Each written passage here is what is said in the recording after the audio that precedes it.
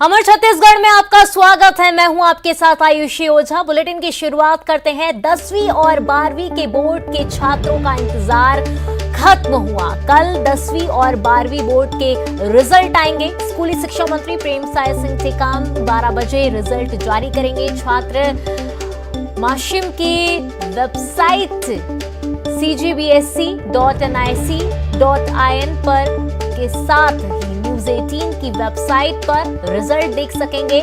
12वीं में 2,93,685 परीक्षार्थी शामिल हुए, जबकि 10वीं बोर्ड में करीब 5 लाख छात्र शामिल हुए थे। तो साफ तौर पर अब देखा जा रहा है कि 10वीं और 12वीं बोर्ड के छात्रों का इंतजार खत्म हुआ। कल नतीजे घोषित किए जाएंगे। स्कूली शिक्षा मंत्री प्रेमसाय सिंह टेकाम 12 बजे रिजल्ट जारी करेंगे। और वहीं ज्यादा जानकारी के साथ हमारे सहयोगी देवव्रत हमारे साथ जुड़ चुके हैं। देवव्रत, कल देखा जा रहा है नतीजे आ जाएंगे 10वीं और 12वीं के। कैसे उत्साह देखा जा रहा है बच्चों में, और क्या लगता है कितने प्रतिशत तक जो नतीजे हैं वो जारी हो सकेंगे? जी, क्योंकि अभी कोविड काल की वजह से पिछले साल जो नतीजे रहे वो सामान्य ढंग से जारी किए गए थे। 10वीं के रिजल्ट थे वो 99% थे। इसी तरह कुछ 12वीं के भी नतीजे रहे थे, 90% से ज़्यादा ही रिजल्ट रहा था। और ऐसी स्थिति में अब क्योंकि बाकायदा परीक्षा ली गई और अब इस साल मेरिट सूची भी जारी होगी, और इसलिए उत्साह जो है वो छात्रों का काफ़ी ज़्यादा है। 10वीं और 12वीं के रिजल्ट एक साथ जारी किए जाएंगे। और क्योंकि साल भर की मेहनत रही है, भले ही आधे समय क्लास जो है वो ऑनलाइन लगी हुई हो, लेकिन पढ़ाई जो है वो साल भर हुई है, और इसलिए छात्रों के मेहनत का जो परिणाम है वो कल आने वाला है। दोपहर 12 बजे प्रदेश के स्कूल शिक्षा मंत्री प्रेमसाय सिंह टेकाम जो है वो नतीजे जारी करेंगे। माध्यमिक शिक्षा मंडल के दफ्तर में ही होगा, वहाँ के सभागार में जो मंत्री पहुँच करके नतीजे जारी करने वाले हैं। एक खास बात ये कि पिछले साल जो है वो मेरिट सूची इसलिए जारी नहीं की गई थी क्योंकि परीक्षा जो है वो ब्लेंडेड मोड में ली गई थी 12वीं की, और 10वीं के सेमिनार के आधार पर अंक दिए गए थे। लेकिन इस बार मेरिट सूची भी जारी होगी, तो कौन से जिले से जो है परीक्षार्थी टॉप करता है, इसको भी जो जिज्ञासा है वो छात्रों में रहती है। और माध्यमिक शिक्षा मंडल की पूरी जो तैयारी है वो नतीजों को लेकर के है, और माध्यमिक शिक्षा मंडल की वेबसाइट में नतीजे देखे जा सकते हैं cgbsc.in पर। और इसके अलावा जो न्यूज 18 की वेबसाइट है उस पर भी नतीजे देखे जा सकेंगे। तो कुल मिलाकर के जो 7 लाख से ज़्यादा छात्र इस साल परीक्षा में बैठे थे बोर्ड परीक्षाओं में, और उनका इंतज़ार अब खत्म होने जा रहा है। काउंटडाउन का यही वक्त है, क्योंकि कल इस समय तक के नतीजे जारी हो चुके रहे होंगे। तब ऐसी स्थिति में अब छात्रों का जो है इंतज़ार खत्म होने वाला है। एक चीज़ यहाँ पर यह भी बताना चाहूँगा कि जो छात्र हैं वो अब बुकलेट के जरिए भी अपने नतीजे जारी कर सकते हैं, क्योंकि बुकलेट की जो परंपरा है वो माध्यमिक शिक्षा मंडल में रही है। वेबसाइट में तो नतीजे जारी होंगे ही, साथ ही बुकलेट में भी छात्र अपने नतीजे देख सकेंगे। इसके अलावा अब देखा जा रहा है कि लगातार छात्रों में भी उत्साह है कि किस तरीके से मेरिट लिस्ट सामने निकल कर आती है और कितने नतीजे तक पहुंचता है ये रिजल्ट। तमाम जानकारी साझा करने के लिए आपका धन्यवाद देवव्रत। रायपुर के स्वामी विवेकानंद एयरपोर्ट पर गुरुवार रात सरकारी हेलीकॉप्टर अगस्ता वेस्टलैंड क्रैश हो गया। चॉपर में मौजूद दोनों पायलट्स की मौत हो गई। सीएम भूपेश बघेल ने घटना पर दुख जताया है। शुरुआती जानकारी के मुताबिक टेक्निकल फॉल्ट के कारण यह हादसा हुआ है। बताया जा रहा है कि लैंडिंग के दौरान चॉपर तेजी से जमीन से टकराया और बुरी तरह क्षतिग्रस्त हो गया। चॉपर के 2 पायलट कैप्टन गोपाल कृष्ण पांडा और captain AP Srivastava flying practice कर रहे थे। इसी वक्त अचानक ये हादसा हुआ। क्रैश में दोनों पायलट की मौत हो गई। कैप्टन पांडा उड़ीसा के रहने वाले हैं। कैप्टन के निधन से उनके शहर संबलपुर में मातम पसर गया है। दिवंगत कैप्टन एपी श्रीवास्तव का शनिवार को 12 बजे दिल्ली में अंतिम संस्कार होगा। परिजनों को शव सौंप दिया गया है। वहीं हादसे की जांच के लिए डीसीजीए की 10 सदस्यीय टीम रायपुर पहुंच गई है। राज्यपाल अनुसुईया उइके, मुख्यमंत्री भूपेश बघेल के साथ ही कांग्रेस और बीजेपी दोनों पार्टियों ने हादसे पर शोक जताया है। कैप्टन एपी श्रीवास्तव का पार्थिव शरीर उनके गृहग्राम के लिए रवाना कर दिया गया है। मेकाहारा में पूर्व मुख्यमंत्री रमन सिंह ने श्रद्धांजलि दी है।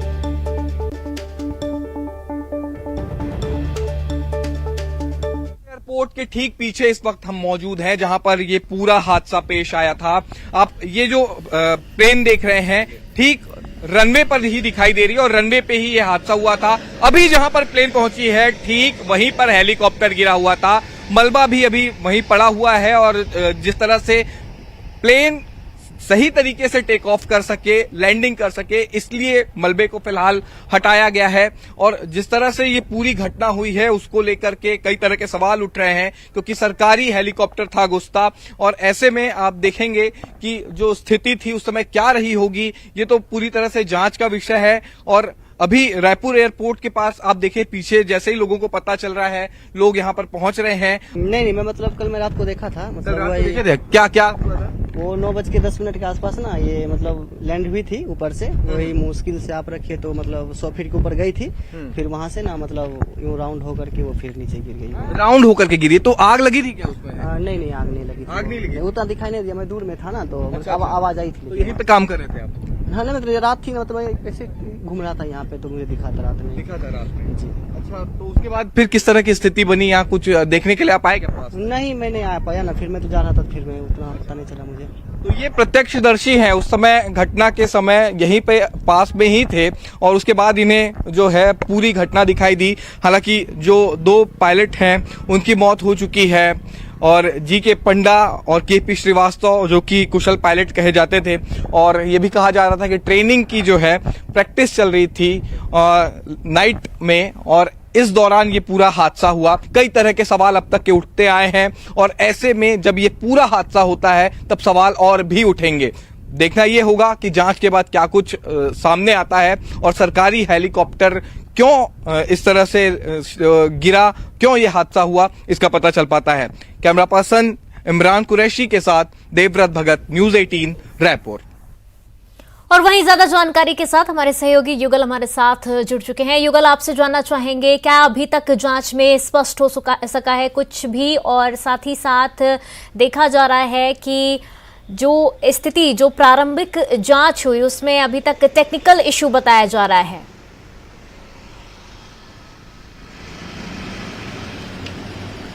जी देखिए, अभी जीडीसीए की 10 सदस्यीय टीम है वो यहाँ पर आई है, उनके डायरेक्टर भी पहुंचे हैं और जो जांच है वो तेज हो गई है। लेकिन जिस तरह से अभी प्राथमिकी जांच में जिस तरह से खुलासा हुआ है, तो यही कहा जा सका है कि तकनीकी खराबी की वजह से अगस्ता जो हेलीकॉप्टर है वो क्रैश हुआ और नीचे जब गिरा तो उसमें 2 पायलट हैं, जो कैप्टन पंडा और कैप्टन श्रीवास्तव, उनकी शहादत हो गई है, मौत हो गई है। और यहाँ पर मर्च्यूरी में जो उनके शव को पीएम के लिए रखा गया है। कैप्टन पंडा का जो शव है उसमें जो पीएम का कार्य अभी भी जारी है। साथ ही साथ एपी जो श्रीवास्तव हैं उनके परिजन यहाँ पर आए हुए थे, उन्हें जो एयरपोर्ट जो भेज दिया गया है दिल्ली के लिए, वो रवाना कुछ ही देर बाद हो जाएगा। और सबसे बड़ी बात यह है कि 2007 में अगस्ता हेलीकॉप्टर की खरीदी की गई थी। इससे पहले भी एक बार पूर्व मुख्यमंत्री डॉक्टर रमन सिंह और पूर्व जो शिक्षा मंत्री है केदार कश्यप, इस तरह से उनका जो हेलीकॉप्टर है हजारों फीट के जो ऊंचाई है उस पर हिचकोले खाया था। जब हमने पूर्व मुख्यमंत्री डॉक्टर रमन सिंह से बात की तो उन्होंने बताया कि ये वही कैप्टन है पंडा जिन्होंने उस समय भी जो है हेलीकॉप्टर को बखूबी संभाला था और सुरक्षित इमरजेंसी लैंडिंग कराई थी। डॉक्टर पूर्व मुख्यमंत्री डॉक्टर रमन सिंह की याद है, उस घटना का याद है, वो ताजा हो गया है। साथ ही साथ अगस्ता हेलीकॉप्टर के मसले पर जब हमने उनसे सवाल किया तो उन्होंने कहा है कि छत्तीसगढ़ ही नहीं, अब देखा जाएगा कि आगे की जांच जो होगी उसमें साफ तौर पर स्पष्ट हो सकेगा कि आखिरकार ये हादसा क्यों हुआ। तमाम जानकारी साझा करने के लिए युगल आपका धन्यवाद। गुरुवार रात की घटना ने छत्तीसगढ़ में 15 साल पहले हुए हेलीकॉप्टर क्रैश की याद दिला दी। राज्य में यह दूसरा हेलीकॉप्टर है जो क्रैश हुआ है। 14 जुलाई 2007 को मैना क्रैश हुई थी। तब उस हादसे में सरकारी बेड़े का इकलौता यूरोकॉप्टर दुर्घटना का शिकार हुआ था और उसमें सवार सभी 4 लोगों की मौत हो गई थी।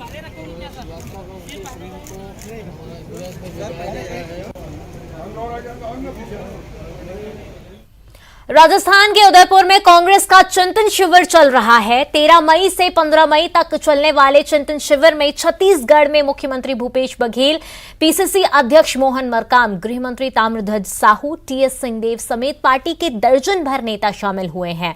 मुख्यमंत्री भूपेश बघेल राहुल गांधी के साथ ट्रेन से दिल्ली से उदयपुर पहुंचे। चिंतन शिविर में राजनीति, अर्थव्यवस्था, कृषि नीति, सामाजिक न्याय, युवा और संगठन जैसे विषयों पर मंथन होगा। चिंतन शिविर में 400 से अधिक कांग्रेस के प्रतिनिधि शामिल हो रहे हैं।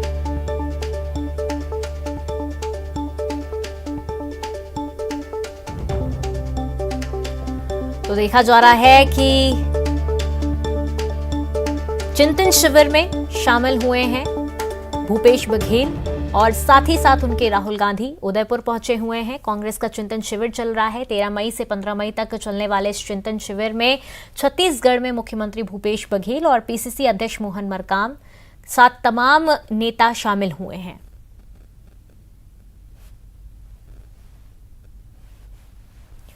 और वहीं ज्यादा जानकारी के साथ हमारे सहयोगी ममता और कपिल हमारे साथ जुड़ चुके हैं उदयपुर से और ममता रायपुर से। और तो सीधा रुख करेंगे पहले उदयपुर का, जहां पर कपिल मौजूद है। कपिल, आपसे जानना चाहेंगे इस वक्त वहां की क्या स्थिति है? चिंतन शिविर में तमाम नेतागण वहां पर पहुंच रहे हैं और शामिल हुए हैं।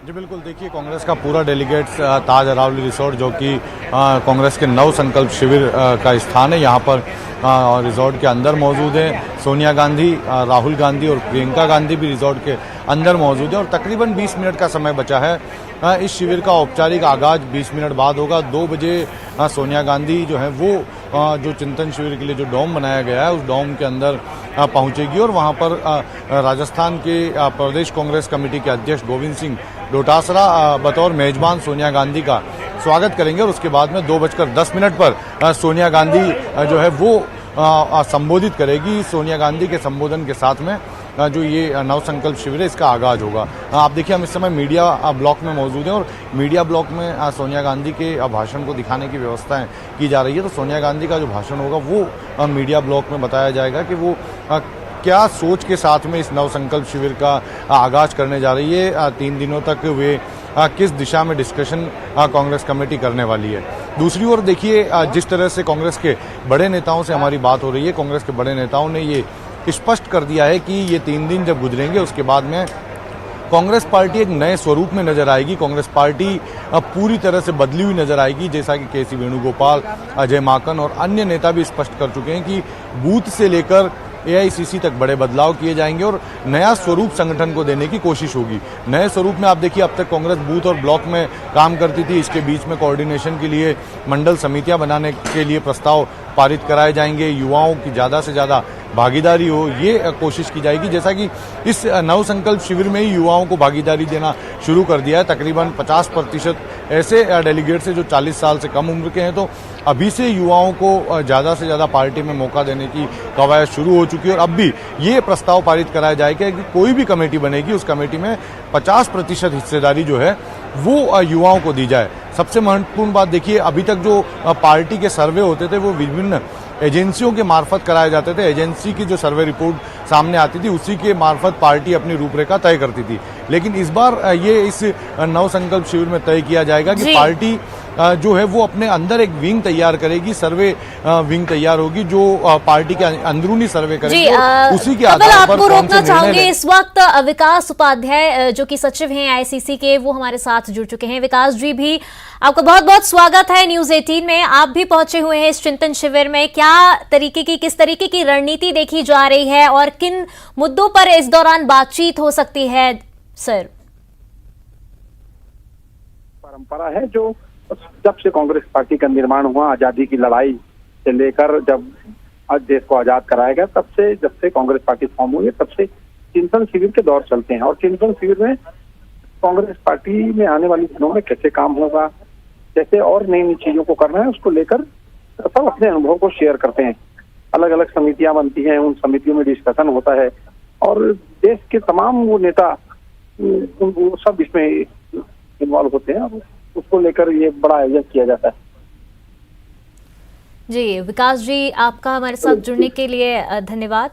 वहीं ममता भी हमारे साथ बनी हुई है। ममता, आपसे जानना चाहेंगे, चिंतन शिविर हो रहा है और ऐसे में देखा जा रहा है कि इस तरीके की रणनीति देखी जा सकती है कांग्रेस की तरफ से, क्योंकि लगातार देखा जा रहा है कि बूथ को भी मजबूत करने की कोशिश की जा रही है, युवाओं को भी मौका दिया जा रहा है। ऐसे में कहीं ना कहीं देखा जा रहा है कि जो एक सियासी जमीन है उसे मजबूत करने की कोशिश पूरी की जा रही है कांग्रेस की तरफ से। बिल्कुल, देखिए, और छत्तीसगढ़ के लिए ये चिंतन शिविर काफ़ी महत्वपूर्ण भी है, और क्योंकि छत्तीसगढ़ और राजस्थान दो जगह कांग्रेस की जो पूर्ण बहुमत की सरकार है, और अगर हम बात करें तो छत्तीसगढ़ की जो कांग्रेस पार्टी है वो लगातार जीत रही है। विधानसभा चुनाव के बाद जो उपचुनाव हुए तमाम चुनाव में कांग्रेस पार्टी जीती है, और ऐसे में जब आप लगातार जीतते रहते हैं तो इस जीत को बरकरार रखने का दबाव भी होता है। मिशन 2023 की तैयारी में छत्तीसगढ़ कांग्रेस जुट चुकी है, और इसको लेकर किस तरह का रोड मैप होगा क्योंकि उसको लेकर भी वहां पर चिंतन शिविर में मंथन किया जाएगा। इसके साथ ही 2024 के जो लोकसभा चुनाव होंगे उसको लेकर भी मंथन किया जाएगा। मुख्यमंत्री भूपेश बघेल वहां पर हैं, स्वास्थ्य मंत्री टीएस सिंहदेव उस बैठक में शामिल चिंतन शिविर में गए हुए हैं। पीसीसी अध्यक्ष मोहन मरकाम है, एआईसीसी के सेक्रेटरी विकास उपाध्याय वहां पर मौजूद हैं। इसके अलावा अगर हम बात करें तो सांसद जो है ज्योत्सना महंत गई हुई है, छाया वर्मा गई हुई है, दीपक बैस गए हुए हैं। तो विधानसभा के चुनाव और लोकसभा दोनों के चुनाव को लेकर किस तरीके से रोड मैप तैयार किया जाए, क्या रणनीतियां हो सकती है, कांग्रेस की यहाँ पर क्या स्ट्रेंथ है, कहाँ पर कमजोरी है, केंद्र सरकार के खिलाफ किन मुद्दों को आने वाले समय में अगर हम बात करें तो उसको एक इशू बनाया जा सकता है।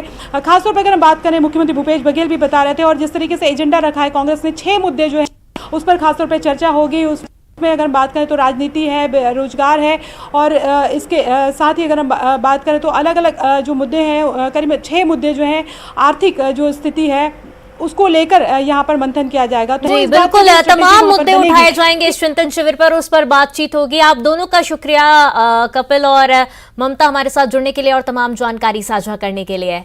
कांग्रेस पार्टी मिशन 2023 की तैयारियों में जुटी है और इसी क्रम में राजनांदगांव में ग्रामीण युवाओं को पार्टी से जोड़ने के लिए युवा कांग्रेस ने डिजिटल सदस्यता अभियान शुरू किया है, जिसमें युवाओं को मोबाइल के माध्यम से युवा कांग्रेस की सदस्यता दिलाई जा रही है। इससे ग्रामीण क्षेत्रों में कांग्रेस की पकड़ और मजबूत होगी और 2023 के चुनाव में पार्टी बेहतर प्रदर्शन कर सकेगी। और रायगढ़ से जेएसडब्ल्यू में हादसा हो गया है। 2 मजदूर झुलसे हैं, जिंदल हॉस्पिटल में भर्ती किया गया है उन्हें। पहले भी हादसा हो चुका है, 2 लोगों की मौत हुई थी और अब एक बार फिर से देखा जा रहा है जहां पर 2 मजदूर झुलसे हुए नजर आ रहे हैं। जेएसडब्ल्यू में यह हादसा हुआ है। जिंदल हॉस्पिटल में फिलहाल उन्हें भर्ती कराया गया है। और ज्यादा जानकारी के साथ हमारे सहयोगी संजय हमारे साथ जुड़ चुके हैं। संजय, क्या स्थिति है वहां की और ये हादसा कैसे हुआ, साथ ही साथ मजदूर जो झुलसे हैं उनकी क्या स्थिति बनी हुई है?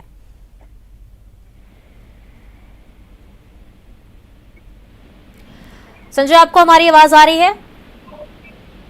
हेलो संजय, क्या स्थिति बनी हुई है, ये हादसा किस वजह से हुआ और साथ ही साथ जो मजदूर झुलसे हुए उनकी क्या स्थिति बनी हुई है अभी? जी देखिए, अभी जब से हादसा हुआ है तब से जो घायल 2 मजदूर थे जो गंभीर रूप से झुलस चुके हैं, तो हॉस्पिटल है वहाँ उपचार के लिए भर्ती किया गया है। दोनों का उपचार जारी है। फिलहाल अभी कुछ भी डॉक्टर असमर्थ जताया हुआ है, इलाज इनका चल रहा है। पिछले बार भी 6 महीना पहले जो पूर्व में जो स्थान है वहाँ पे हादसा हुआ था ब्लास्ट, जिसमें 2 लोगों की मौत और 4 लोग गंभीर रूप से झुलसे हुए थे जिनका उपचार किया गया था। जी। और दिल्ली से बड़ी खबर, एमपी में पंचायत चुनाव में ओबीसी आरक्षण का मामला फिर सुप्रीम कोर्ट पहुंचा है। मध्य प्रदेश सरकार ने दाखिल की संशोधन अर्जी सुप्रीम कोर्ट से स्थानीय चुनावों में ओबीसी आरक्षण न देने के 10 मई के आदेश में संशोधन की मांग की है। सुप्रीम कोर्ट सुनवाई को तैयार, 17 मई को होगी सुनवाई। और एक बार फिर देखा जा रहा है कि एमपी में पंचायत चुनाव में जो ओबीसी आरक्षण को लेकर मामला उठा था वो फिर सुप्रीम कोर्ट पहुंचा है। और वहीं ज्यादा जानकारी के साथ सुशील हमारे साथ जुड़ चुके हैं। सुशील, आपसे जानना चाहेंगे, एक बार फिर देखा जा रहा है ओबीसी आरक्षण का मामला सुप्रीम कोर्ट पहुंचा है। जी बिल्कुल, देखिए जिस तरह मध्य प्रदेश के मुख्यमंत्री शिवराज सिंह चौहान ने ये कहा था कि बिना आरक्षण के चुनाव कराना बेहद मुश्किल है। अगर फिलहाल ओबीसी आरक्षण के बिना चुनाव कराया जाएगा तो लगभग 49% ऐसे लोग हैं जो फिलहाल अपने चुनाव के मूल अधिकार से वंचित रह जाएंगे। और इसी बाबत फिलहाल मध्य प्रदेश सरकार दोबारा सुप्रीम कोर्ट में रिव्यू पिटीशन दाखिल की है। सुप्रीम कोर्ट फिलहाल मध्य प्रदेश की इस याचिका पर संभवतः 17 मई को सुनवाई करेगी।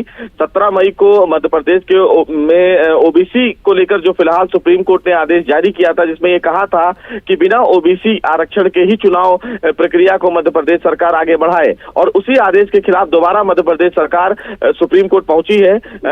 हाल ही में अभी मुख्यमंत्री शिवराज सिंह चौहान ने भारत के सॉलिसिटर जनरल तुषार मेहता से बात की है। एडिशनल सॉलिसिटर के एम नटराजन से मुलाकात करके एक बड़ी चर्चा करने के बाद दोबारा सुप्रीम कोर्ट पहुंचे हैं। उनकी तरफ से फिलहाल दलीलें ये दी जाएंगी, चूंकि ट्रिपल टेस्ट और जो डीलिमिटेशन की प्रक्रिया है उसको पूरा करने के लिए फिलहाल सुप्रीम कोर्ट मध्य प्रदेश सरकार को आदेश दे। लेकिन पिछली सुनवाई के दौरान और जिस तरह जजमेंट मध्य प्रदेश सरकार की तरफ से दिया गया, मध्य प्रदेश सरकार को लेकर सुप्रीम कोर्ट ने दिया कि पूरी प्रक्रिया फिलहाल मध्य प्रदेश सरकार की तरफ से पूरी नहीं की गई है, लिहाजा अब और डिले इलेक्शन को नहीं किया जा सकता है, और इसीलिए फिलहाल सुप्रीम कोर्ट ने एक अहम आदेश जारी किया। अब मध्य प्रदेश सरकार दोबारा सुप्रीम कोर्ट पहुंची है इस उम्मीद से कि शायद सुप्रीम कोर्ट दोबारा इस आदेश में बदलाव करे, लेकिन देखना बेहद अहम होगा कि कितनी मजबूती से मध्य प्रदेश सरकार सुप्रीम कोर्ट में दोबारा सुशील, ये देखना अहम होगा कि कितनी मजबूती से अपना पक्ष रख पाती है मध्य प्रदेश सरकार, और क्या कुछ सुप्रीम कोर्ट का निर्णय होता है इसको लेकर। तमाम जानकारी साझा करने के लिए सुशील आपका धन्यवाद।